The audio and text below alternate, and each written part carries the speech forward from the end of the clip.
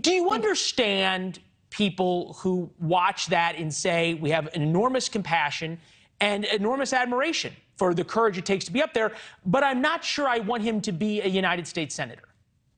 I understand that. At the same time, I think we asked a man who has a cast on his leg to run a marathon. And I think that that kind of an environment, any kind of challenge like that is very stressful on any brain. And I think that, you know, he has some vulnerability cognitively and emotionally, and we set him up for failure instead of success. And I think we could have done a better job. When you say we, though, at the same time, being in the United States Senate is not a guarantee. You're running for office. It's no different than being in the NFL. If you've got a cast on, they don't say, oh, gee, you know, we're going to give you 5 Mississippis before we rush the quarterback. You got to play you got to play the game. I think it's important then that we actually look at what abilities he does have that have not been impaired.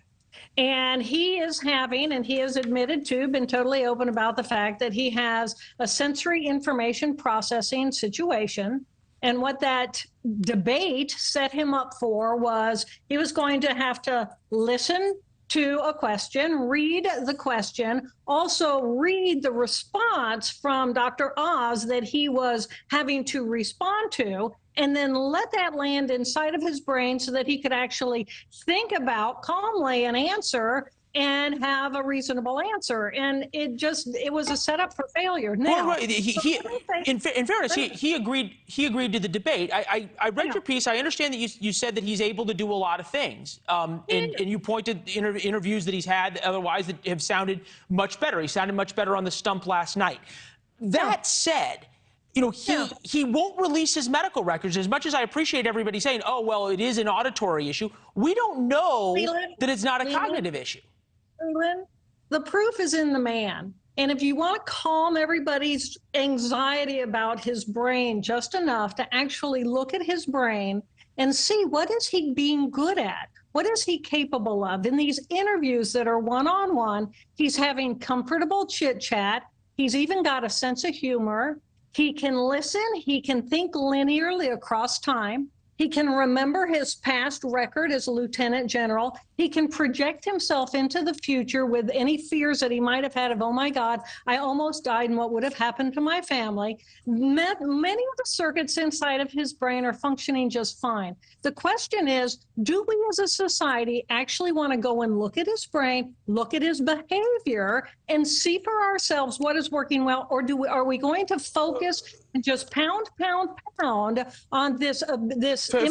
Fair enough. I understand. Let's listen to him just in the past few minutes. He gave a television interview, and to be fair, he sounded like a different person than he did on Tuesday night. Take a listen. All of our doctors believe that we are absolutely ready to be fit to be serving. And you know, one of the things we always remind everybody is that by January, I would be much better, but Oz will still be a fraud. And, you know, and I rely on the judgment on real doctors, not a fake doctor like Dr. Oz that has spent his entire campaign ridiculing it and counting how many words that I might miss. And again, I acknowledge that, of course, any debate is going to be easy for somebody in recovery. And we wanted to thought it was important to be there, and we showed up. To be fair, we don't know what whether he had a teleprompter during that interview or not, but that's how he sounded. You make a great point. What I'm so troubled by is that if it is what you say it is, why would he not let his doctors speak? Why wouldn't he allow people to see his medical records and his CAT scans and everything else that we could really believe what you're saying?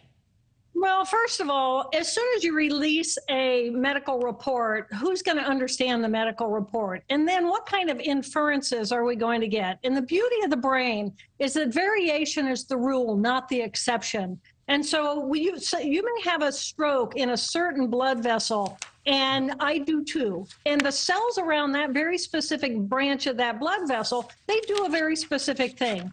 In his case, the problem is his information processing, but he's not having a problem reading. He's not having a problem listening, but he needs more time in order to process what he's getting.